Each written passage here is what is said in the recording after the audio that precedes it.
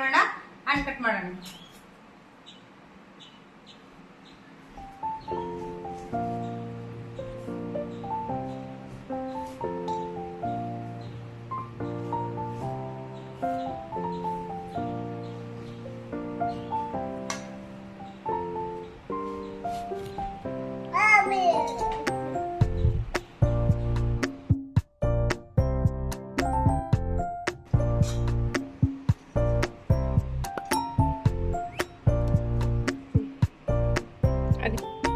ನೋಡಿ, ಇಷ್ಟು ಕ್ಯೂಬ್ಸ್ ಅನ್ನ ಕಟ್ ಮಾಡಿ ಇಟ್ಟಿದ್ದೇನೆ. ಇದಕ್ಕೆ ನಮಗೆ ರುಚಿಗೆ ತಕ್ಕಷ್ಟು, ನಮ್ಗೆ ಎಷ್ಟು ಬೇಕು, ಜಾಸ್ತಿ ಬೇಕಿದ್ರೆ ಜಾಸ್ತಿ, ಸ್ವಲ್ಪ ಬೇಕಿದ್ರೆ ಸ್ವಲ್ಪ ಸಕ್ಕರೆಯನ್ನ ಆ್ಯಡ್ ಮಾಡ್ಕೊಳ್ಬೇಕು.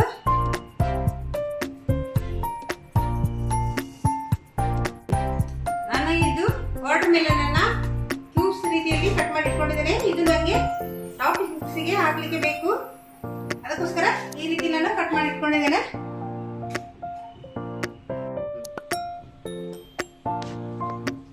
ನಾನೀಗ ಮಿಕ್ಸಿ ಹಾಕೊಳ್ತೇನೆ.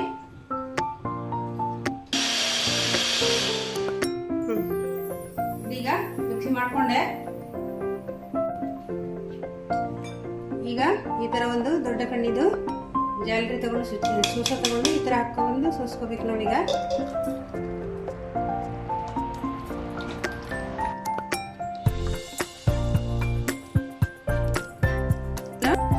ಇದು ಕಾಮಕಸ್ತೂರಿ ಬೀಜ. ಇದನ್ನ ನಾನು ಒಂದು ಚಮಚನ್ನ ನೀರಲ್ಲಿ ಹಾಕಿ, ಒಂದು ಗ್ಲಾಸ್ ನೀರಲ್ಲಿ ಹಾಕಿಟ್ಟಿದ್ದೆ. ಈ ತರ ಆಗಿದೆ. ಇದು ಒಂದು ಹಾಫ್ ಅನ್ ಅವರ್ ಮೊದಲಿಟ್ಟು ಹಾಕಿದ್ರು ಸಾಕಾಗ್ತದೆ. ಇಲ್ಲಾಂದ್ರೆ 1 ಗಂಟೆ ಮೊದಲು ನಾವು ನೀರಲ್ಲಿ ಹಾಕಿದ್ರು ಕೂಡ ಇದು ಚಂದ ಮಾಡಿ ಅರಳ್ತದೆ. ಇದನ್ನ ಈಗ ಮಿಕ್ಸ್ ಮಾಡ್ಕೊಳ್ತೀನಿ ನಾನು ಇದಕ್ಕೆ. ಈಗ ಒಂದು ಗ್ಲಾಸ್ ಹಾಲು ತಗೊಂಡಿದ್ದೀನಿ. ಇದು ಬಿಸಿ ಮಾಡಿ ತಣ್ಣಗಾಗಿದೆ. ಈ ಹಾಲನ್ನ ನಾನು ಈಗ ತಗೊಳ್ತೀನಿ. ಇದನ್ನು ಕೂಡ ಇದಕ್ಕೆ ಹಾಕೊಳ್ತೀನಿ.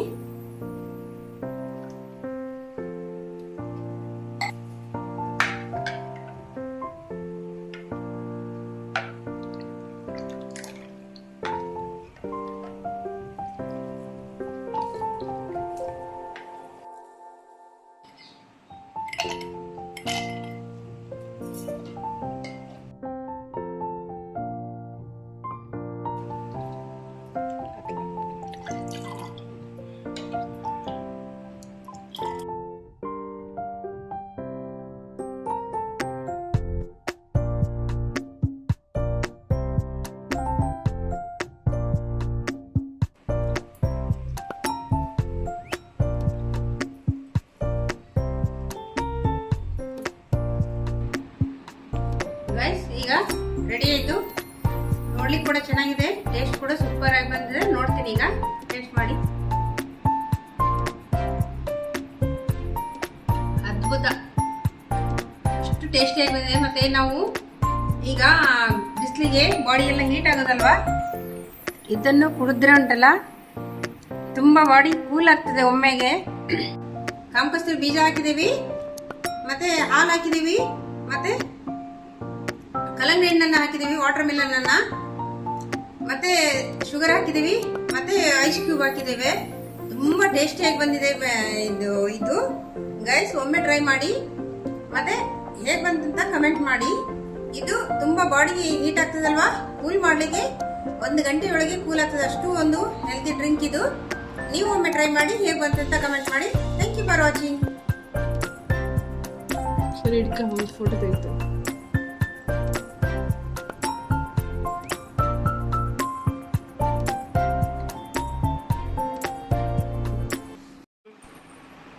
ಏನ್ ಸುಮ್ಮನೆ ಕುತ್ಕೊಂಡಿದ್ಯಾ? ವಿಡಿಯೋ ಶೂಟ್ ಮಾಡ್ಲಿಕ್ಕಿತ್ತು, ಹಾಗೆ ಶೂಟ್ ಮಾಡಿ ಬಂದು ಕುತ್ಕೊಂಡೆ. ಸುಸ್ತಾಯ್ತು ಸ್ವಲ್ಪ, ಹಾಗೆ ಕುತ್ಕೊಂಡೆ. ಅವಳೇನು ಮಲಗಿದ್ದಾಳೆ? ಅವಳು ಕೂಡ ಮೊನ್ನೆ ಹುಷಾರಿದ್ದಿಲ್ಲಲ್ವ, ಅವಳು ಸ್ವಲ್ಪ ವೀಕ್ನೆಸ್ ಆಗಿದೆ, ಮಲಗಿದ್ದಾಳೆ. ಈಗ ಜ್ವರ ಉಂಟಲ್ಲ ಮಕ್ಕಳಿಗೆ, ಬಂದರೆ ಬೇಗ ಕಡಿಮೆನೇ ಆಗೋದಿಲ್ಲ. ಮಕ್ಕಳಿಗೆ ಆಗಲಿ ದೊಡ್ಡವರಿಗೆ ಆಗಲಿ ಯಾರಿಗೆ ಆದರೂ ಜ್ವರ ಬಂದರೆ ನಾವು ಮೆಡಿಸಿನ್ ಕೊಡ್ತೀವಿ ಅಥವಾ ಟ್ಯಾಬ್ಲೆಟ್ ತಗೊಳ್ತೀವಿ. ಹಾಗೆಯೇ ಕಡಿಮೆ ಆಗ್ತದೆ ಅಂದ್ಕೊಂಡು ಬಿಡ್ತೀವಿ. ಆದರೆ ಈಗಿನ ಜ್ವರ ಆ ಥರ ಅಲ್ಲ, ತುಂಬ ವೈರಲ್ ಫೀವರ್ ಆಗಿರ್ತದೆ. ಮತ್ತು ಅದು ಎಲ್ರಿಗೂ ಕೂಡ, ಮನೆಯವರಿಗೆ ಎಲ್ರಿಗೂ ಕೂಡ ಸ್ಪ್ರೆಡ್ ಆಗ್ತಿರ್ತದೆ. ಮತ್ತು ಬಂದು ಒಂದು ವಾರ ಆಗಿ ಹೋಯ್ತು, ಇನ್ನು ಒಬ್ರಿಗೆ ಬಂತು ಹೋಯ್ತು ಅಂತ ಹೇಳುವಷ್ಟರಲ್ಲಿ ಮತ್ತು ಇನ್ನೊಬ್ರಿಗೆ ಬಂದಿರ್ತದೆ. ಅದೇ ಥರ ತುಂಬ ನಾವು ನೆಗ್ಲೆಕ್ಟ್ ಕೂಡ ಮಾಡಬಾರ್ದು. ಮತ್ತು ವೀಕ್ ಇದ್ದ ಮಕ್ಕಳಿಗೆ, ವೀಕ್ ಇದ್ದ ಮನುಷ್ಯರಿಗೆ, ನಾವು ದೊಡ್ಡವರೇ ಆಗಲಿ ವೀಕ್ ಇದ್ದವರಿಗೆ ತುಂಬ ಎಫೆಕ್ಟ್ ಆಗ್ತದೆ ಅದು. ಮತ್ತು ನಾವು ಮನೇಲಿ ಮೆಡಿಸಿನ್ ಕೊಟ್ಟು ಕೂತ್ಕೊಳ್ಳೋದ್ರಿಂದ ತುಂಬ ಪ್ರಾಬ್ಲಮ್ ಆಗ್ತದೆ. ಮತ್ತು ಲಾಸ್ಟು ಮೂಮೆಂಟಲ್ಲಿ ಇರುವಾಗ ನಾವು ಹಾಸ್ಪಿಟ್ಲಿಗೆ ಹೋಗಿ ಅಡ್ಮಿಷನ್ ಎಲ್ಲ ಆಗುವಾಗ ತುಂಬ ಕಷ್ಟ ಆಗ್ತದೆ. ಮತ್ತು ನರಗಳೆಲ್ಲ ಸಿಗೋದಿಲ್ಲ, ಮತ್ತು ಗ್ಲುಕೋಸ್ ಹಾಕುವಂಥ ಪರಿಸ್ಥಿತಿ ಬರ್ತದೆ. ಗ್ಲುಕೋಸ್ ಹಾಕಿದ್ರೆ ಪರವಾಗಿಲ್ಲ, ಮತ್ತು ಆ ಟೈಮಲ್ಲಿ ಟ್ರೀಟ್ಮೆಂಟ್ ಕೂಡ ಮಾಡಲಿಕ್ಕೆ ನಮಗೆ ತುಂಬ ಕಷ್ಟ ಆಗ್ತದೆ. ಯಾಕೆಂದರೆ ನಾನು ಅಲ್ಲಿ ಹಾಸ್ಪಿಟಲಲ್ಲಿ ತುಂಬ ಜನ ನೋಡಿದ್ದೇನೆ, ಅದೇ ಥರ ಸಿಚುವೇಶನ್ ಇತ್ತು.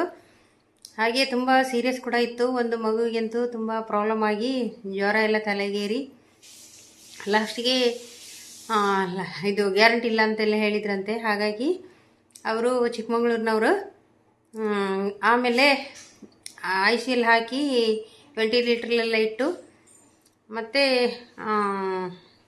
ಅವಳಿಗೆ ಶ್ವಾಸ ಕೊಡ್ಲಿಕ್ಕೆ ಆಗ್ತಿರಲಿಲ್ಲ, ವೆಂಟಿಲೇಟ್ರಲ್ಲಿದ್ದು. ಮತ್ತು ಅವಳಿಗೆ ಪ್ರಜ್ಞೆ ಬರಲಿಕ್ಕೆ 3 ದಿನ ಬೇಕಾಯಿತು. ಪ್ರಜ್ಞೆನೂ ಬಂದಿಲ್ಲ. ಈಗೇನು ಅಂತ ಅಷ್ಟು ಕರೆಕ್ಟ್ ಇಲ್ಲ, ಈಗಾಗಲೇ 2 ತಿಂಗಳಾಗಿದೆ.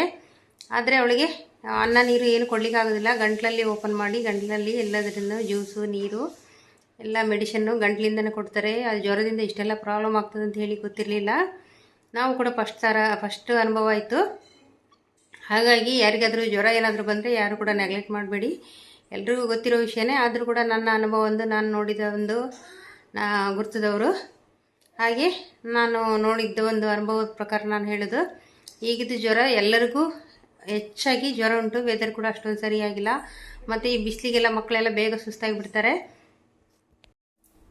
ಹಾಗೆ ಯಾರಿಗಾದರೂ ಮಕ್ಕಳಿದ್ದವರಾಗಲಿ ಅಥವಾ ದೊಡ್ಡವ್ರಿಗಾಗಲಿ ಯಾರಿಗಾದರೂ ಜ್ವರ ಬಂದರೆ ಯಾರು ಕೂಡ ನೆಗ್ಲೆಕ್ಟ್ ಮಾಡಬೇಡಿ.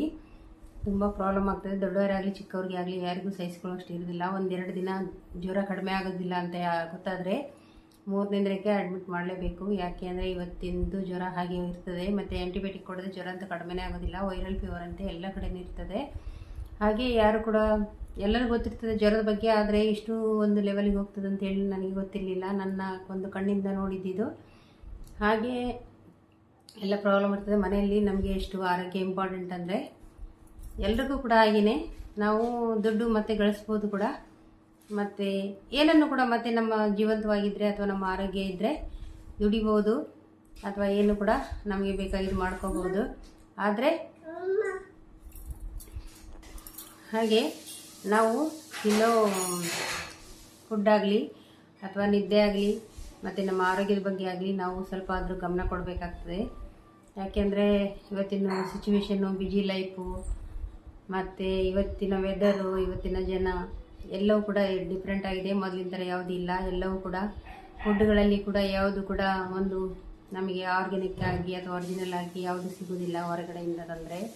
ಎಲ್ಲದರಲ್ಲೂ ಟೇಸ್ಟಿ ಪೌಡ್ರು, ಕೆಮಿಕಲ್ ಆ ಥರ ಎಲ್ಲ ಇರ್ತದೆ. ಮತ್ತು ಮನೆಯಲ್ಲಿ ಎಷ್ಟಾಗ್ತದೋ ಅಷ್ಟು ನಾವು ಪ್ರಿಪೇರ್ ಮಾಡಿ ತಿನ್ನಲಿಕ್ಕೆ ನಾವು ಅಭ್ಯಾಸ ಮಾಡ್ಕೋಬೇಕು. ಹೆಚ್ಚಿನವರೆಲ್ಲರೂ ಗೊತ್ತಿದೆ, ಆದರೂ ನನ್ನ ಅನುಭವ ನಾನೊಂದು ಹೇಳಿದೆ. ಎಲ್ರಿಗೂ ಯಾರಿಗಾದ್ರೂ ಗೊತ್ತಿದ್ದವ್ರಿಗೆ ಹೆಲ್ಪ್ ಆಗ್ಬೋದು ಅಂತ ಹೇಳಿ. ಮತ್ತು ನಾನು ಕೂಡ ಡಯಟ್ ಮಾಡಿಕೊಂಡು ಯಾವಾಗಲೂ ಯೋಗ ಮತ್ತು ಹೆಲ್ದಿ ಫುಡ್ ಎಲ್ಲ ಮಾಡಿಕೊಂಡು ಆದಷ್ಟು ನಾವು ಹೊರಗೆಲ್ಲ ಫುಡ್ಡು ಹೋಗೋದೇ ಇಲ್ಲ. ಹೊರಗೆ ಹೋಟೆಲ್ ಅಂತೇಳಿ ನಾವು ಹೋಗೋದಿಲ್ಲ, ತುಂಬ ಕಡಿಮೆ, ರೇರ್, ಯಾವಾಗಲೂ ಅಪರೂಪಕ್ಕೆ ಒಂದ್ಸರಿ ಏನಾದರೂ ಅನಿವಾರ್ಯ ಪ್ರಸಂಗ ನಾವು ಹೋದಾಗ ಬೆಳಗಿನ ಸಾಯಂಕಾಲವರೆಗೂ ಬರಲಿಕ್ಕೆ ಆಗೋದಿಲ್ಲ ಅಂತ ಆಗುವಾಗ ಅಂಥ ಟೈಮಲ್ಲಿ ಹೋಗ್ತೇವೆ ಬಿಟ್ಟರೆ, ಮತ್ತು ಬಾಕಿ ಟೈಮಲ್ಲಿ ನಾವು ಮನೆಯಲ್ಲೇ ಪ್ರಿಪೇರ್ ಮಾಡ್ತೀವಿ. ಎಲ್ಲ ಏನು ನಾವು ಹೋಟೆಲಲ್ಲಿ ನಾವು ತಿನ್ಬೇಕು ಅನ್ನಿಸ್ತಿದೆ ಅದನ್ನು ನಾನು ಎಲ್ಲ ಕೂಡ ಅಡುಗೆ ನನಗೆ ಮಾಡಲಿಕ್ಕೆ ಗೊತ್ತು. ನಾನು ಮನೆಯಲ್ಲೇ ಮಕ್ಕಳಿಗೆ ಮಾಡಿಕೊಡ್ತೇನೆ. ಏನು ಬೇಕು ಹೇಳಿದರೆ ನಾನು ಮಾಡಿಕೊಡ್ತೇನೆ. ನನಗೆಲ್ಲ ಗೊತ್ತು. ಅದೇ ರೀತಿ ಮನೇಲಿ ಮಾಡ್ಕೊಂಡು ತಿನ್ನೋದ್ರಿಂದ ನಮಗೆ ಎಲ್ಲವೂ ಕೂಡ ಹೆಲ್ಪ್ ಆಗ್ತದೆ, ಆರೋಗ್ಯ ಕೂಡ ಉಳಿತದೆ. ಮತ್ತು ಎಷ್ಟು ನಮಗೆ ಒಂದು ವುಮೆನ್ಸ್ಗೆ ನಮಗೆ ಅಷ್ಟೊಂದು ಟೈಮ್ ಸಿಗೋದಿಲ್ಲ. ಒಂದು ನಮಗೆ ಅಂತೇಳಿ ಒಂದು 10 ನಿಮಿಷ ಅಥವಾ 1/4 ಗಂಟೆ ಆದರೂ ಇಟ್ಕೊಂಡು ನಾವೊಂದು ಸಣ್ಣ ಒಂದು ಎಕ್ಸಸೈಸ್ ಮಾಡಬೇಕು. ಮತ್ತು ಒಂದು 10 ನಿಮಿಷದ್ದಾದರೂ ವಾಕಿಂಗ್ ಮಾಡ್ಕೋಬೇಕು. ನಮ್ಮ ಹೆಲ್ತ್ ಬಗ್ಗೆ ಗಮನ ತಗೋಬೇಕು, ಸೆಲ್ಫ್ ಲವ್ ಮಾಡ್ಕೋಬೇಕು. ಯಾಕೆಂದರೆ ಇವತ್ತಿನ ಫುಡ್ಡು, ಇವತ್ತಿನ ವೆದರು, ಇವತ್ತಿನ ಜನ ಹಾಗೇನೇ ಇರೋದು. ಅದಕ್ಕೆ ತಕ್ಕಾಗೆ ನಾವು ಕೂಡ ನಮ್ಮ ಬಗ್ಗೆ ನಾವು ನೆಗ್ಲೆಕ್ಟ್ ಮಾಡ್ಕೋಬಾರ್ದು ಯಾವುದೇ ಕಾರಣಕ್ಕೂ.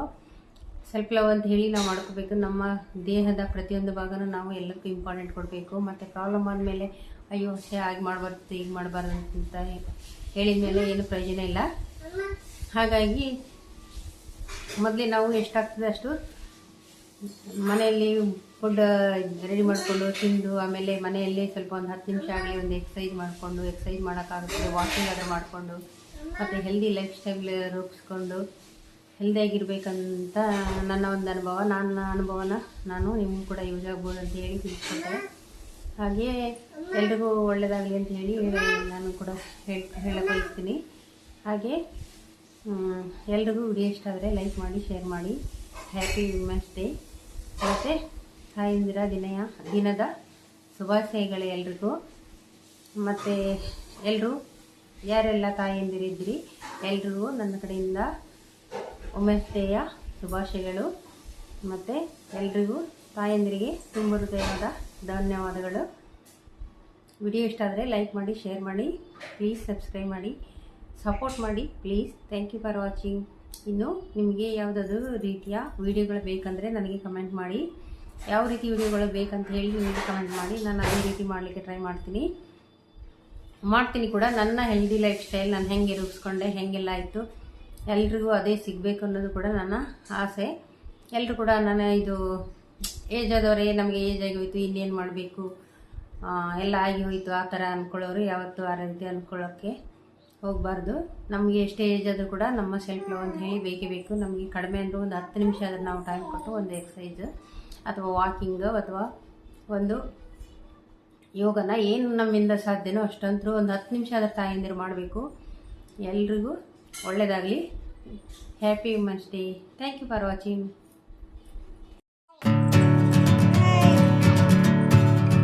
ಪಾಪ ತೋರಿಸಿ